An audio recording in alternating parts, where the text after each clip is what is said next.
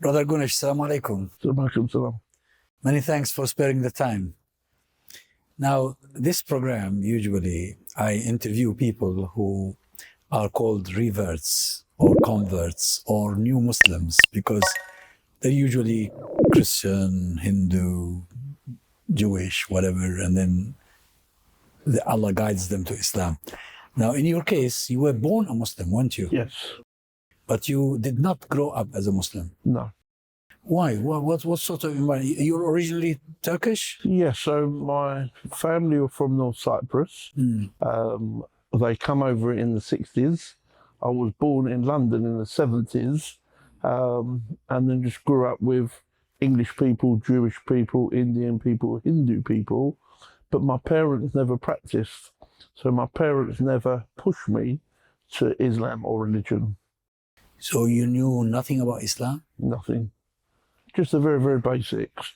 Obviously, I had Muslim friends, so I knew the very basics from them. Subhanallah.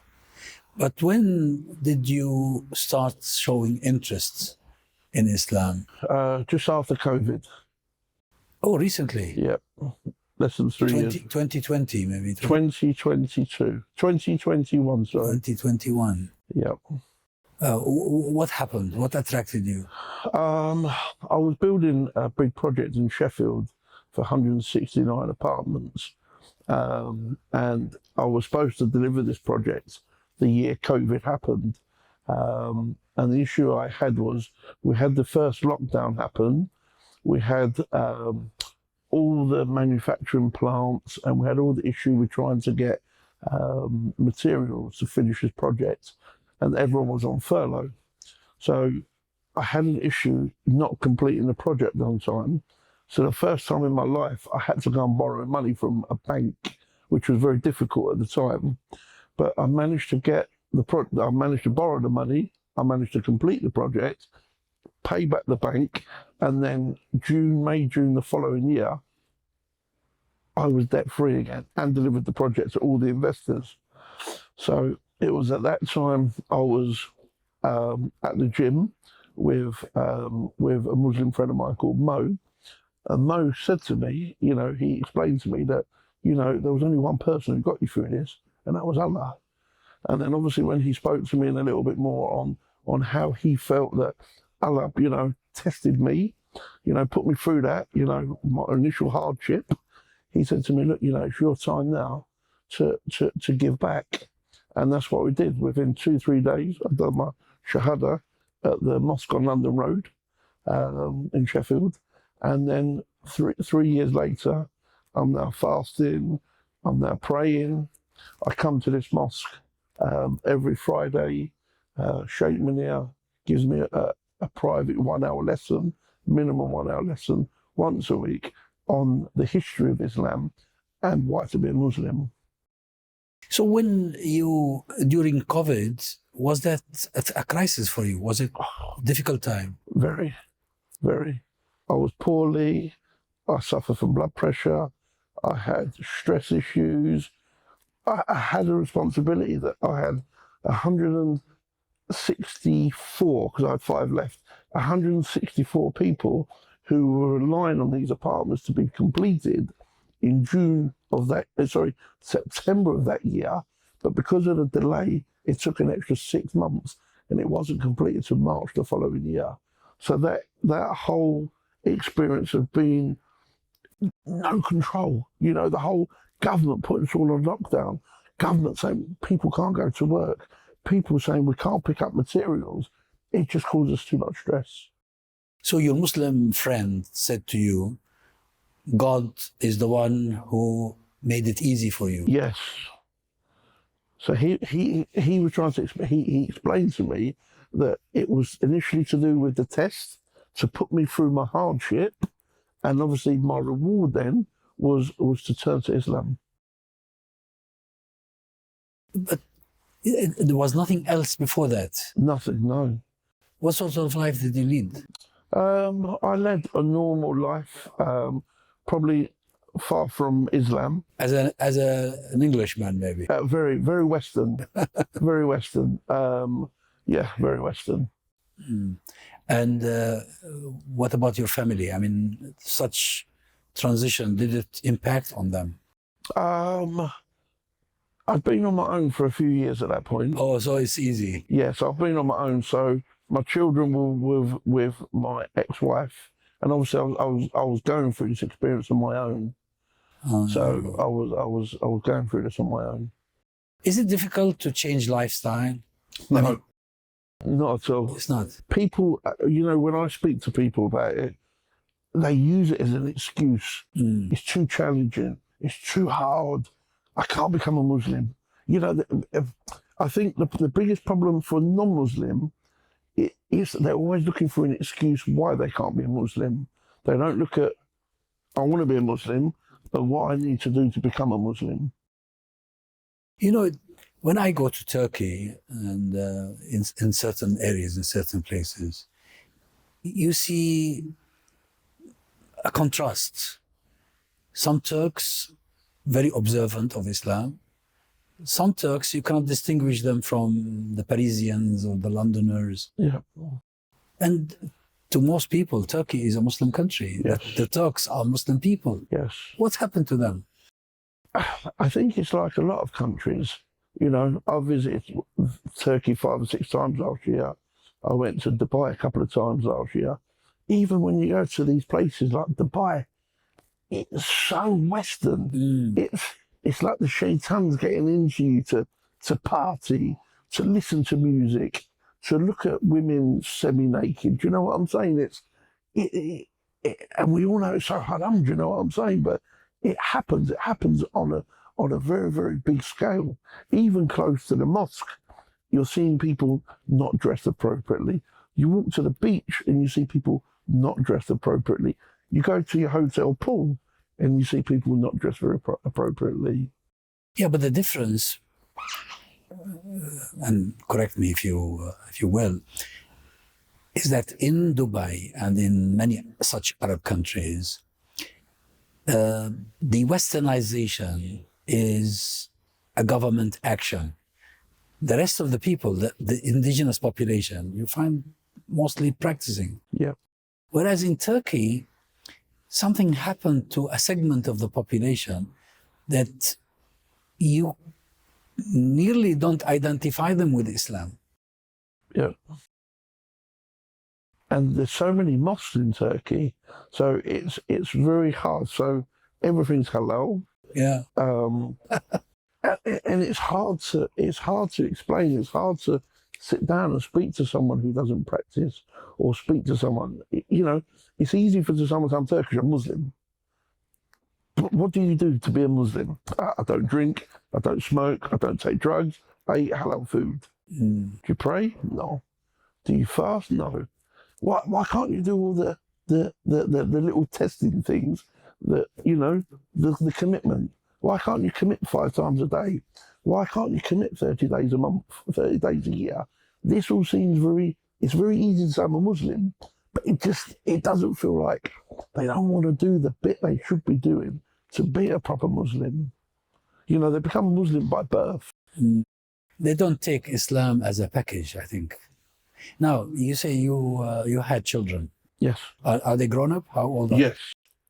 So I've got 25, 23, 21 and 17. Oh, mashallah. So what was their impression of what happened to you? So for me, everyone's seen a big change in me personally.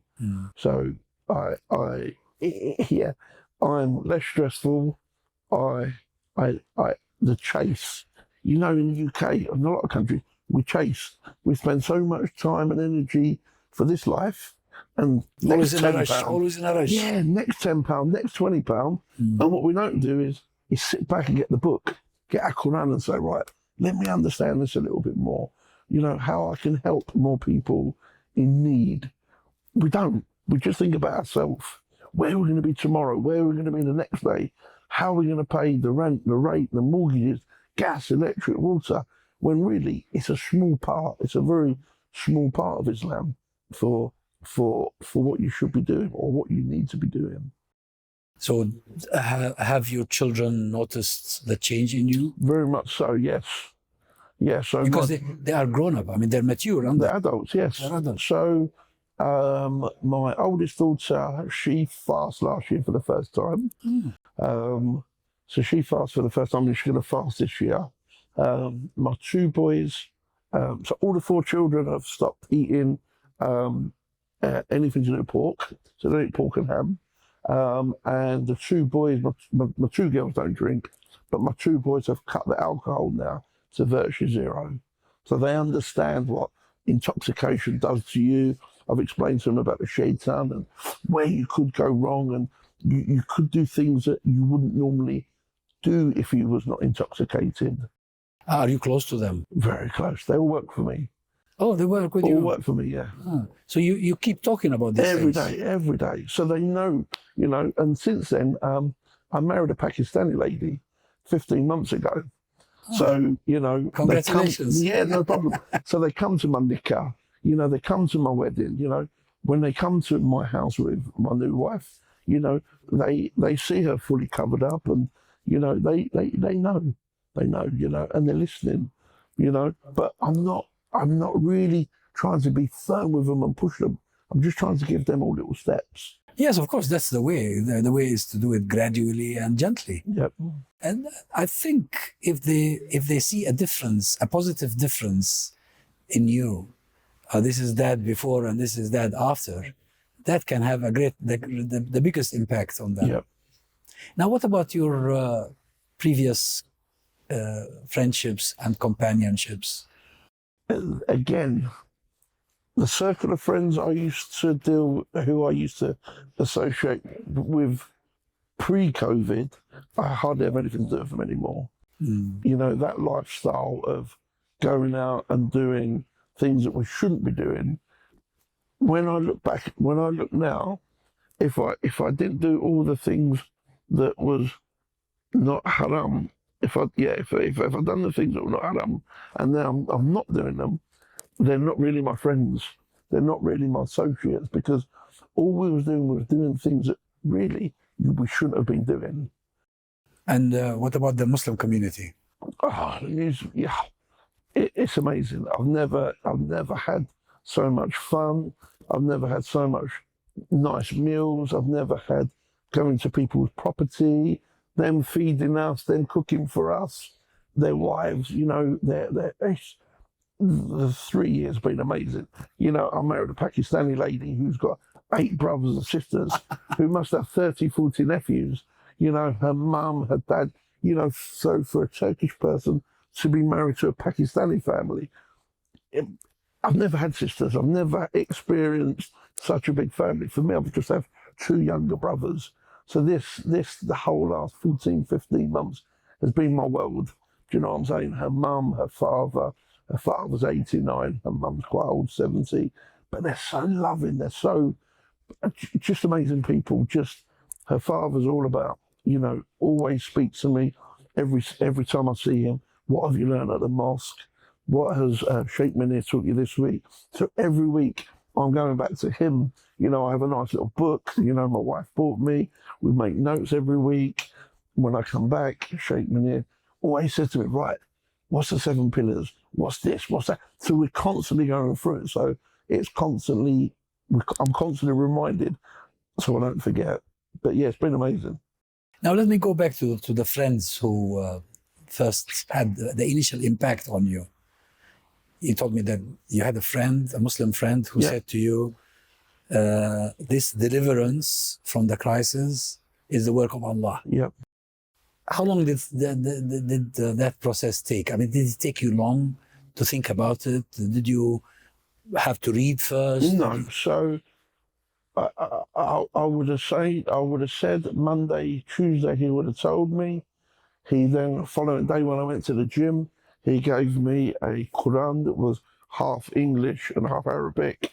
And then the following day, he messaged me just telling me, I said to him, how do I become a Muslim officially?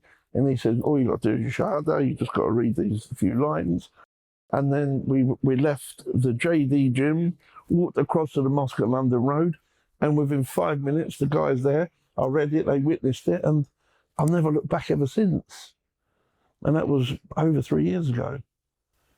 New life. I just got older and I just felt so amazing, you know. It was just, I'm not out late no more. I've got a routine, you know, and I think that's a good thing about Islam. It gives you a routine. What time to get up, what time to do what you need to do, what time's your lunchtime prayer, what you need to do in the evening, and the same as fasting when it comes to Ramadan. It's so routine. What time to have your last meal in the morning, and what time to break your fast, and it just puts you. I believe that if you've got routine, you've got a clear mind. When you haven't got routine, you're a little bit everywhere. Am I doing this? Am I doing that? Am I going here? And what I noticed as well, I reduced how many miles I drive. So the whole drive into 5 hours and 6 hours to work every couple of days, I've cut that down. So I might only go once a week or twice a week, and I spend it with my wife reading. So we try to read a chapter every evening as well. So marrying her was huge to this journey. Do you know, if it wasn't for her and her family, I wouldn't have been as advanced. Did you know her before your conversion or after? No, so I met her in the 30th of August 2023, and then by the 23rd of December, within 3 months, we was married. It was just amazing. It was just, once her family found out, and we knew straight away. You know, she said, like, I read, she was sent for me. You know, we was written to be together. I made her jigsaw puzzle. She made my little puzzle, and we clicked. We did everything together. We come to mosque together. We work together. We drink together. She has communication with Munir. Do you know what I'm saying? Sheikh Munir. She messages him here just to make sure that it's just been great. Do you know what I'm saying? If I could stand up and tell everyone, I would tomorrow. Do you know? Now, this is the mosque you come to regularly? Oh, yeah. And do they have programs for education? So they have lots of programs, and they have a lot of programs for females and women. I come here because I live nearly 70 miles away. So 70 miles away from here? It takes me over an hour to come each way. Wow. So I come here on a Friday to do my Jummah prayers. I have my lesson, and then we have the second prayer, and then I leave. So I spend about three to 3.5 hours here every Friday. But yeah, it's just a little bit too far to come here on a daily basis. Yes, of course it's far. But it's my commitment. You know, when I come here every Friday, I know I work till about 11 o'clock in the morning. I then have from 11 o'clock till 3:30 off, and then I work a couple of hours in the evening. But the hours you spend here, are they enough for Muslim education, or there are other programs you attend elsewhere? So I listen to a lot of YouTube. I listen to a lot of stuff online, and Sheikh Munir gives me homework to do as well. So he gives me a lot of stuff to take away with me, listen, write, and with my wife, we do it every day, every single day. You know, if I could be at the mosque 24/7, if I was lived in Sheffield, it'd be amazing. You know, I found this mosque probably the summer of last year. The cleanest, it's an amazing mosque. I've been to a lot of mosques around the world. This is such a beautiful mosque. It's impressive. It's my first time here, but really impressed. Beautiful. You know, all the guys I bring from the other side of Sheffield, I always tell them to come here. But we're so lazy. غونيش, London Road Mosque is easy. Pitchmore is easy. To tell them to come here, it's 10 minutes, it's 5 minutes. I come over 1 hour, come to this mosque. Everyone that come here just says it's by far the best mosque in Sheffield. Maybe if they come once, they're by far, 100%, 100%. It's by far the cleanest, best kept mosque in Sheffield by far, and a lot of other places. Beautiful. There's a credit to the mosque. Now, your wife is of Pakistani origin, so yep. she speaks Urdu? Yes. You speak Turkish? Yes. You do? Yeah. Are you learning Arabic as well, or is that difficult? The problem I've got is I feel my little brain can't learn too much. So my priority at the moment is to learn Islam. So, But how about reading the Quran? You can read. So we do it on a translation. So I hear it in Arabic, and then the meanings in English for what it actually means. Yes. Like the lines of my prayers, it tells me in Arabic what it is, and then in the UK in English the meaning of what I'm saying. You know, it's a very interesting story, because this is my first time, by the way. You remember you said you haven't done this before. I haven't yet met someone like you before. Wow. Someone who is born as a Muslim, but who only recognizes Islam at a later time in his life. And probably at a crisis. And at a crisis, yes, because of the crisis. Yeah. Oh, subhanallah al-azim. Alhamdulillah that this has happened to you. And I'm really delighted you've given us the opportunity to talk to you about it. Thank you very much. Thank you.